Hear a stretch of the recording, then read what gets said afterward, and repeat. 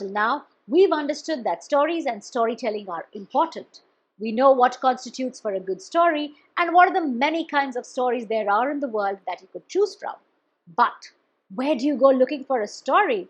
If that's got you worried, don't worry because this video is just for that. By the end of this lesson, we will know the various sources you can access to pick up the right story, how to use children's books, and how to make the best use of your school library. If a lot of stories come from the internet, how to use them judiciously, how to catalog your stories so you don't go looking for them every year, and finally, the ethics of using a story crediting the source.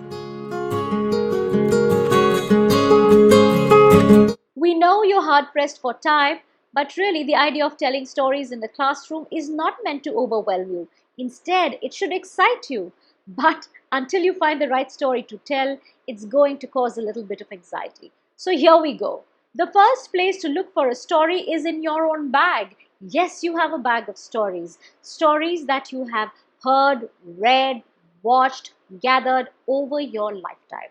All of us have heard stories. There are a steady set of stories that we already know.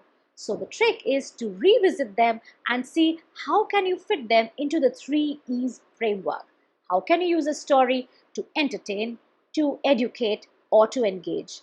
In case you've forgotten the 3 E's framework, go back to video number 2 where Deepta tells you about them.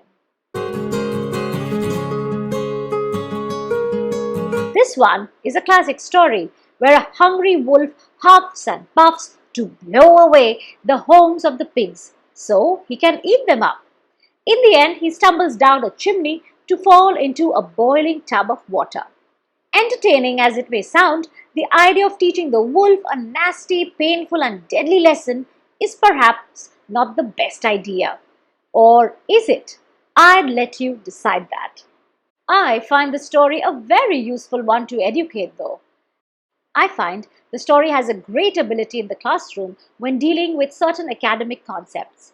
The idea of a straw, sticks, or brick house is a good way to talk about people and the houses they build, or the kind of houses that one would find in different parts of the country and the world.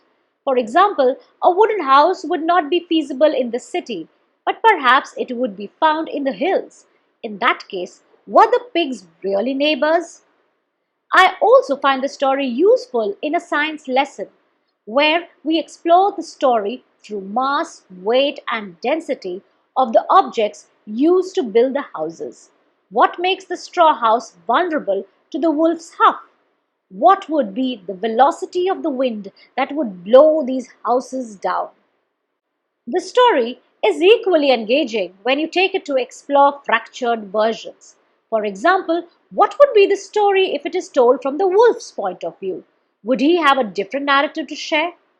In this story, like with many stories, the wolf becomes an antagonist. The poor wolf is the subject of stereotype in stories, and there seems to be no redemption for him. How about using this story to analyze the wolf as a character in other stories your class already knows?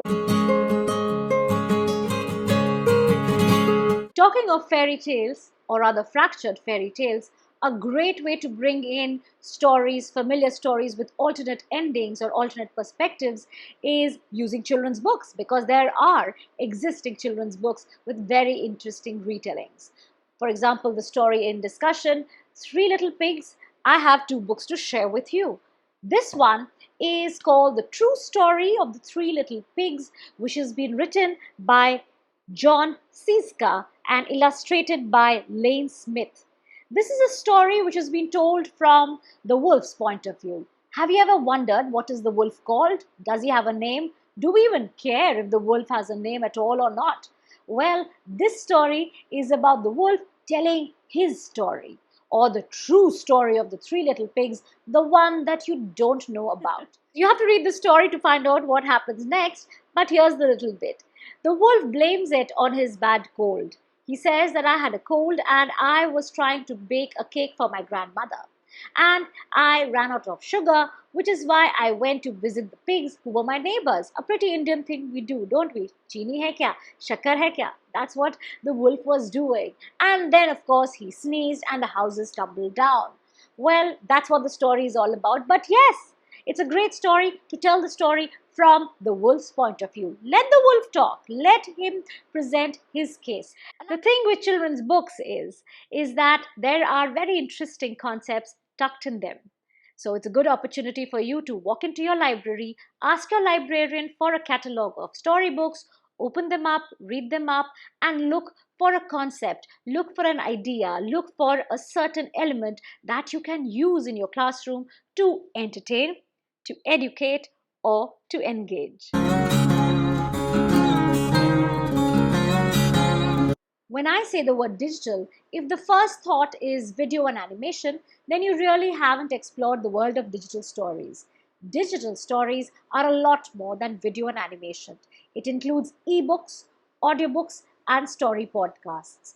Each of them have a distinct use. In fact, each of them can be used very interestingly in a classroom only if you explore them enough. Ebooks are digital stories which are there in an e-publishing format, and it helps you or saves you from buying a book or accessing a book which you don't have in your library. Some of these ebook websites are free. There are apps which require a minimum subscription. So go ahead and explore ebooks which are suited for your classroom and the students that you teach. Audiobooks are books which are read out. So you may have an entire book which has been read out by a voiceover artist word by word. The third category are story podcasts. Podcasts are excellent because stories or storytellers sometimes perform stories for you. I have a podcast of mine, and there are some great audio story podcasts which have been made by publishers as well as known storytellers. This brings me to the last resource or the source of a story, which is YouTube. I know YouTube is extremely popular with teachers when it comes to stories because you get a story and sometimes you also get the way the story is likely to be told. Well, treat YouTube as a great idea generator. It should give you great stories, but try and tell stories yourself. The thing about YouTube and copying other storytellers is that you're somewhere or the other infringing copyright. By copying another storyteller, you cease to be an original version of yourself. I'm sure by the end of this program, you would have enough tools in your toolkit to be able to tell stories in your classroom in a very engaging manner. So rely on yourself, on your existing skill set, and I'm sure you will tell great stories. So try to find the original storyteller that is hidden inside you.